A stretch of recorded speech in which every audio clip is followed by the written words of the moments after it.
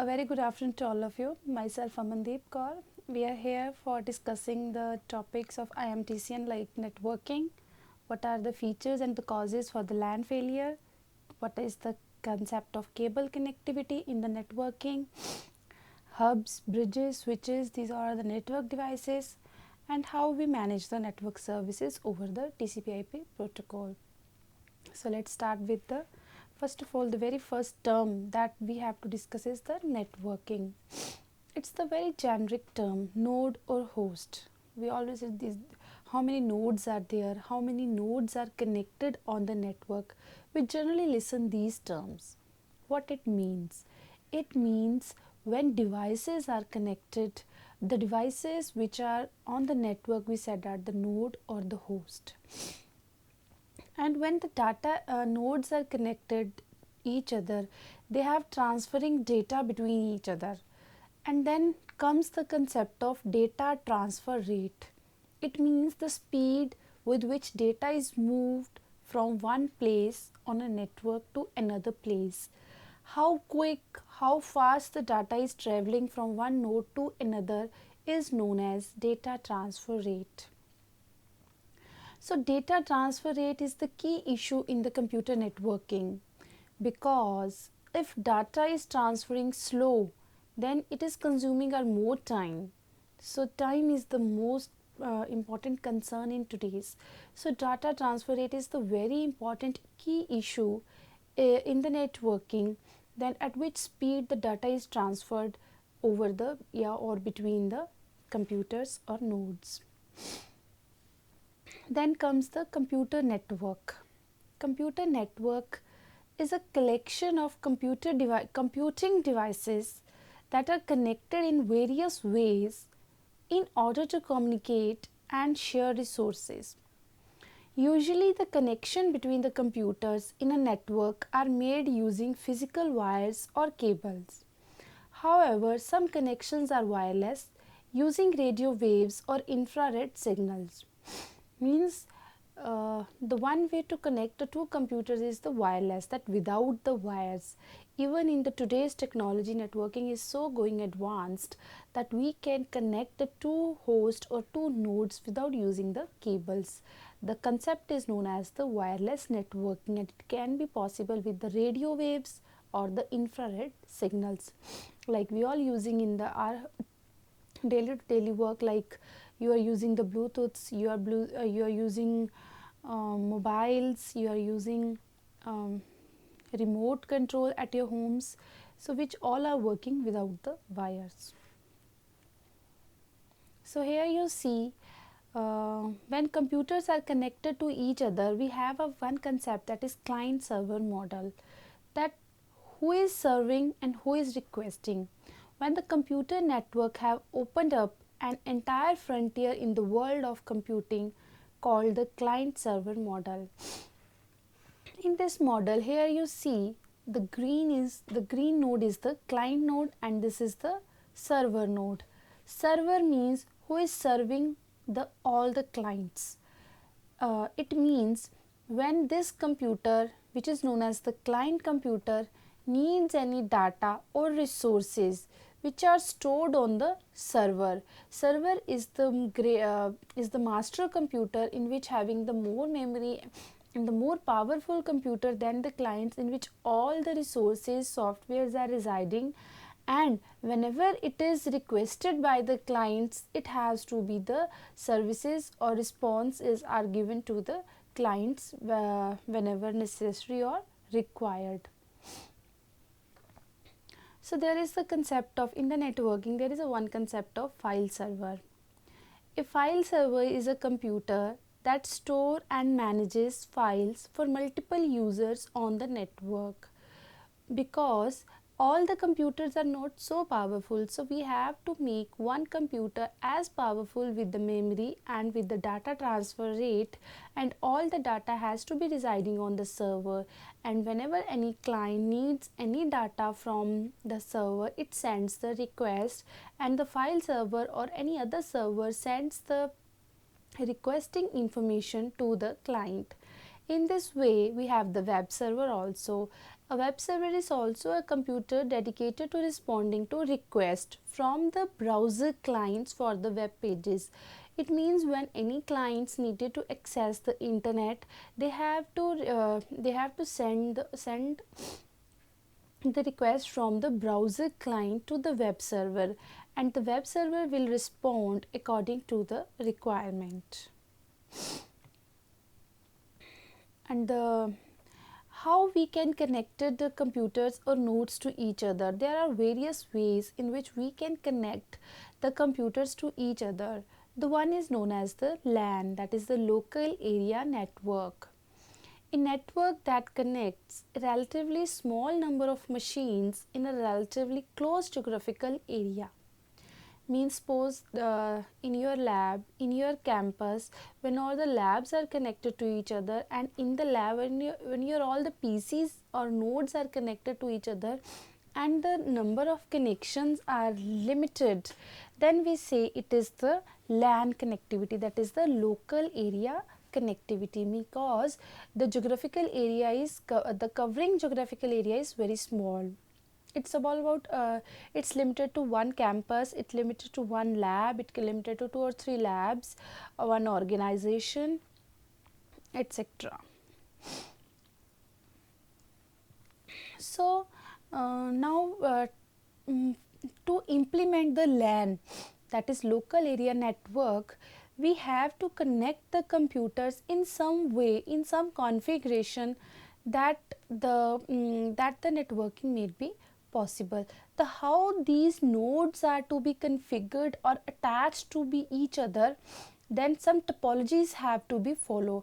Topologies are the nothing but the rules and regulations that are defined to connect the computers. The first topology is the ring topologies.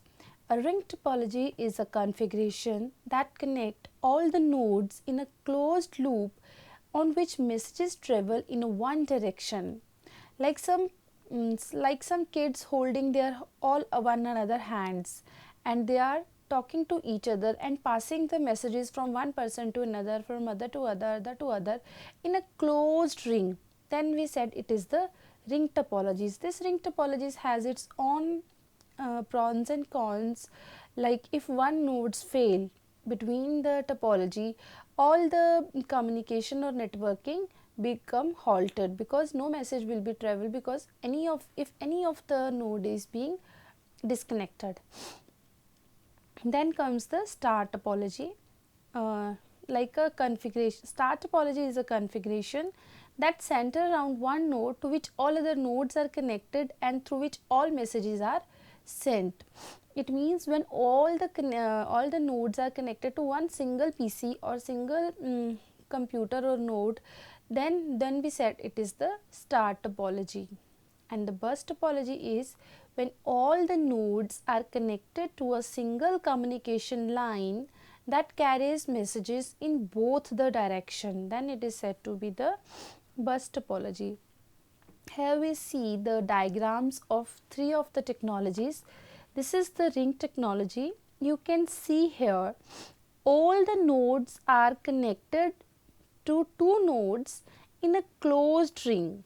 Here you see this PC can communicate with the 2 adjacent PCs. Likewise, this can also communicate these 2 adjacent PCs. And the advantage of this type of topology is that it is very easy to implement, that we have to connect all the PCs in a closed ring. But the disadvantages of this type of topology is that if any of the node in this fail, then whole network become halted. Like suppose this node become inactive, it's not possible to transfer the data in this closed loop, because there is no path between these 2 rings. If this becomes damaged or any other problem being occurred. This is the star topologies. Here you see all the PCs are connected to each other. The advantage is same, that it is easy to implement, And but disadvantages is this: if this central node fails, then all the nodes become disconnected. So this is the very big disadvantage of this star topology. If central nodes fail, then all the topology, all the network become halted.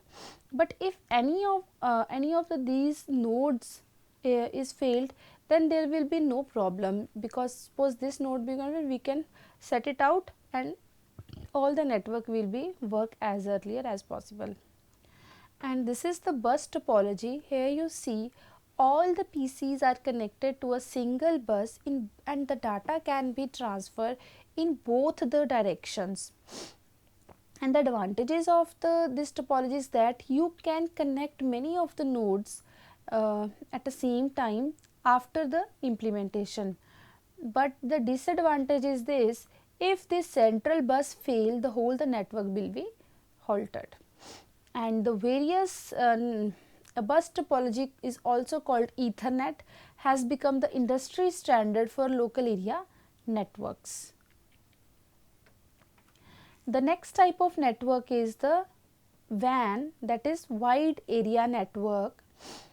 WAN is a network that connects two or more local area networks over a potentially large geographically distance.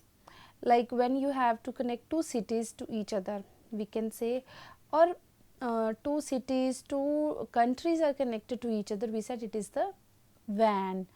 And often one particular node on a LAN is set up to serve as a gateway to handle all the communication going between the LAN to the other network.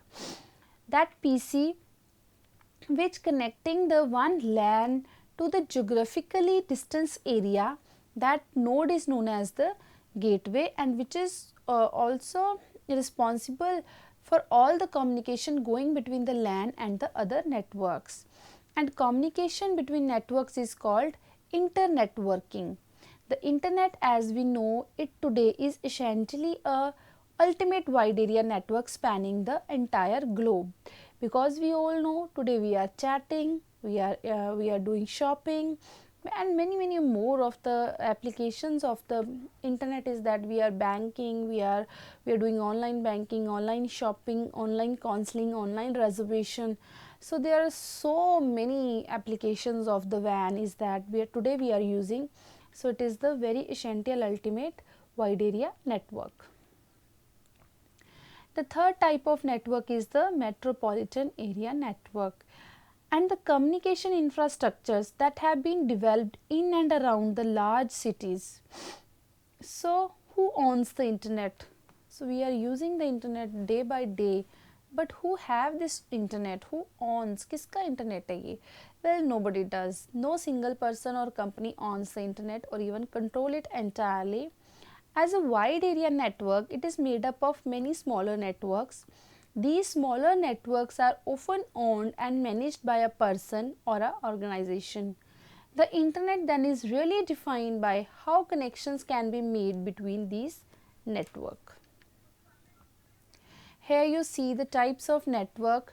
This is the one LAN, this is the another LAN, and these two LANs are connected to each other using the gateways. Those nodes which are connecting the two areas, two local area networks to each other, that is known as the gateway. Here you see the local area network connect across a distance to create a wide area network. So this is the LAN. When these two LANs are connected by each other, this becomes the WAN, that is wide area network. Now comes the internet connections. Who is providing us the internet connection? It is the very good question that I love to answer that. The internet backbone is a set of high speed networks that carry internet traffic. Like you see, many of the companies which are providing us the network are the AT&Ts, GTs, IBMs, all these are the internet providers. So what is internet service provider? We also known as the ISP, a company that provides other companies or individual with access to the internet. Means ISP is those company who is providing access to the internet. So there are various technologies available that you can use to connect a home computer to the internet. Likewise, the first is the phone modem. So first is modem is required to connect your PC to the internet, because modem converts computer data into an analog audio signal for transfer over the telephone line, and then a modem at a destination convert it back again into the data. Then comes the DSL, that is digital subscriber line. It uses the regular copper phone line to transfer digital data to and from the phone company's central office.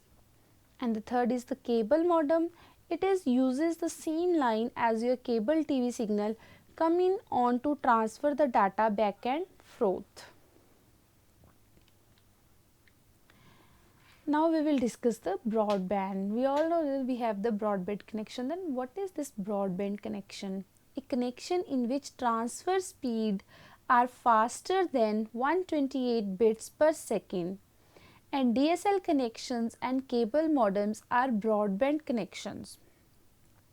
The speed for downloading means getting data from the internet to the home computer, may not be same as the uploading. Uploading is sending data from your computer to the internet. So download means getting down your data from internet to your computer, and uploading means sending data from your home computer to the internet. So broadband is the faster network connection which transfers speeds as faster than 128 bits per second, and it uses the DSL connections and cable modem for the broadband connections. Then we have the concept of packet switching. To improve the efficiency of transferring information over the shared communication line, messages are divided into fixed sized numbered packet. It means that the network devices, also called routers, are used to direct the packets between the network. Here you see it is the one message which we have to send over the network. Then message is divided into the packets. This is known as packet 1, packet 2, packet 3. All the packets are routed over the network without being taking care of the sequence, which packet is going from which sequence. At the receiving end, these packets are reordered and then reassembled. The first message is divided into packets, then packets are sent over the internet by the most expedient route, then the packets are reordered and then reassembled at the receiving end. This is how packet switching works. Next come the concept of open systems. Open system is a system that uses technologies kept private by a particular commercial vendor. Suppose somebody have their patent rights to keep their own system, own file, own software. We said it is the proprietary system. One system could not communicate with another, leading to the need for without their any commercial permission. The next concept is interoperability. Interoperability is the ability of software and hardware on multiple machines and from multiple commercial vendors to communicate, leading to. So this interoperability means when one software can be run on multiple types of machine. This is known as the interoperability. And today we have the concept of open system. Open system means system based on a common model of network architecture and a suite of protocol used in it for implementation, and that architecture will be accepted by every of your the nodes clients, so that this system can be used. So such type of system is known as the open system. And by this open system, the International Organization of Standardized ISA established the Open System Interconnection, that is OSI reference model, and each layer deals with the particular aspect of the network communication. Then comes the network protocol. Protocols are the nothing but the set of rules that define how to transfer the data over the internet. And network protocols are layered such that each one relies on a protocol that underlie it. It means that every protocol has their own ethics, own rules to send the data or to make the to provide the services on the network. And sometimes this is also known as the protocol stack. Here you see some of the protocols, that is SMTP, that is Simple Mail Transfer Protocol. This SMTP Simple Mail Transfer Protocol is used to send your mails to another PC. FTP File Transfer Protocol, Telnet Communication Protocol, Transmission Control Protocol, User Datagram Protocol, TCP, UDP, IP. These all are the protocols which have their own features to work, and they are doing job unitedly to send the warning messages from one PC to another, or you can say over the network. And this is how these protocols are layered. Next comes the TCP/IP protocol. TCP stands for Transmission Control Protocol. TCP software breaks messages into the packets, hand them off to the IP software for delivery, and then order and reassemble the packet at their destination. So, first of all, TCP break down the messages into the packets, hand them off to the IP software for the Internet Protocol software for the delivery, and then orders and reassemble the packet at their destination. And the IP, what the IP does, IP software deal with routing of packets through the maze of interconnected networks to their final destination. So basically, TCP breaks the packet message into the packets and assemble or reassemble at the receiving end, the sending end. And the Internet Protocol, what the Internet Protocol does, it is routing the packets, means through which route these packets have to be transferred over the network. And the UDP stands for the User Datagram Protocol. It is an alternative to TCP, and the main difference is that TCP is highly reliable at the cost of decreased performance, while UDP is less reliable but generally faster. Then comes the higher level protocols. Other protocols built on the foundation established by the TCP/IP protocol suite. These are the SMTP, that is Simple Mail Transfer Protocol, File Transfer Protocol, Telnet, and then the Hypertext Transfer Protocol. Simple Mail Transfer Protocol is the protocol which is used to send the emails. File Transfer Protocol is used to send the file from client computer to server computer, server computer to client computer. Then Telnet is the communication protocol which defines the rule how that communication will be possible, and the last is the Hypertext Transfer Protocol which defines the rule how the web pages are transferred to each other, or how we can move over the web pages. Then comes the MIME. The MIME is the multi-purpose internet mail extension that is related to the idea of network protocols, and standardization is the concept of a file MIME type.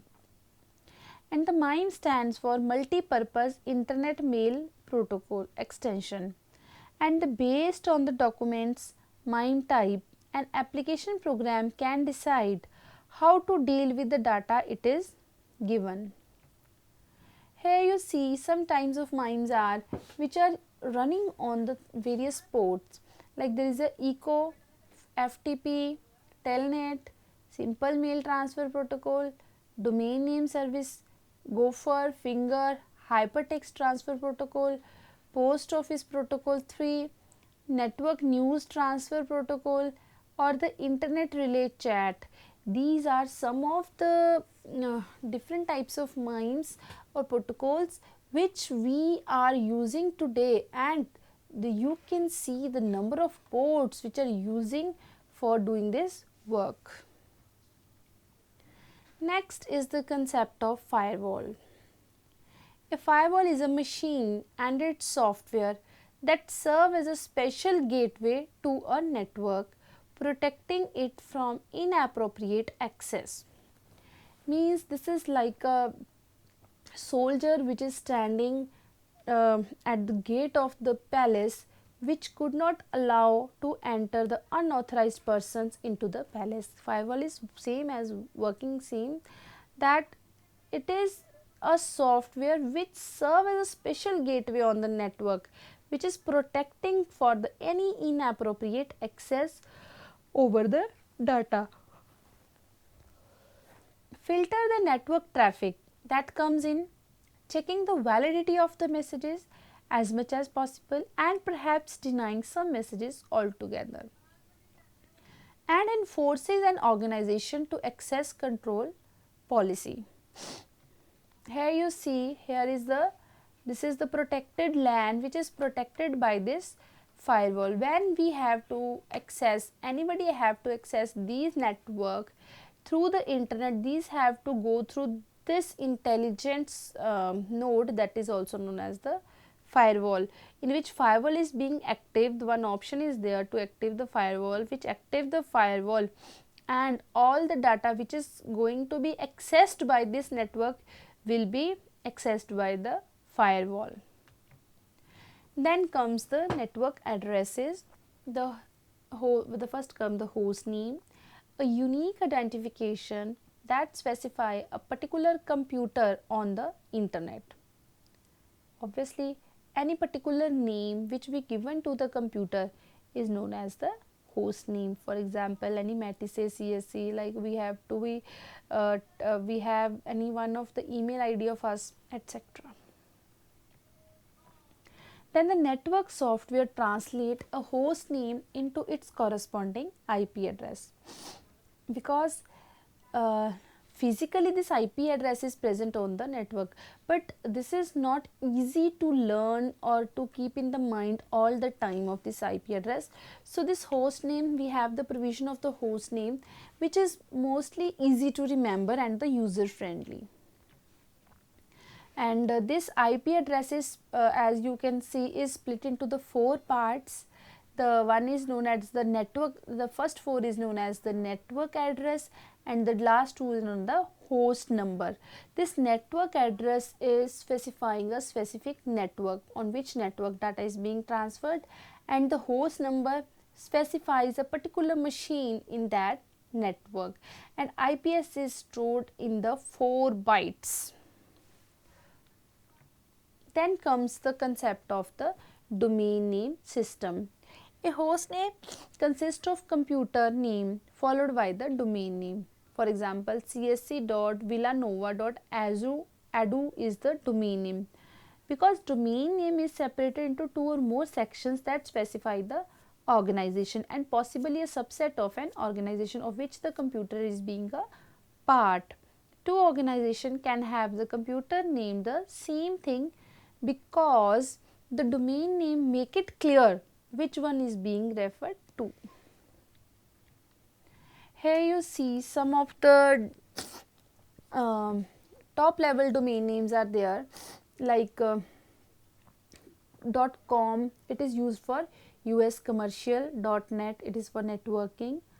.org, it is for non-profit organization. .aju for the educational purposes. INT for the international purpose. MIL for the military purpose. gov. for the government purpose.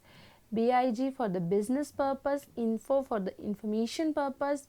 Pro for the professional purpose. Museum for museum purposes. Aero for aerospace industry, and the COP for the cooperative societies, etc., and we have to register our website into a particular DNS accordingly.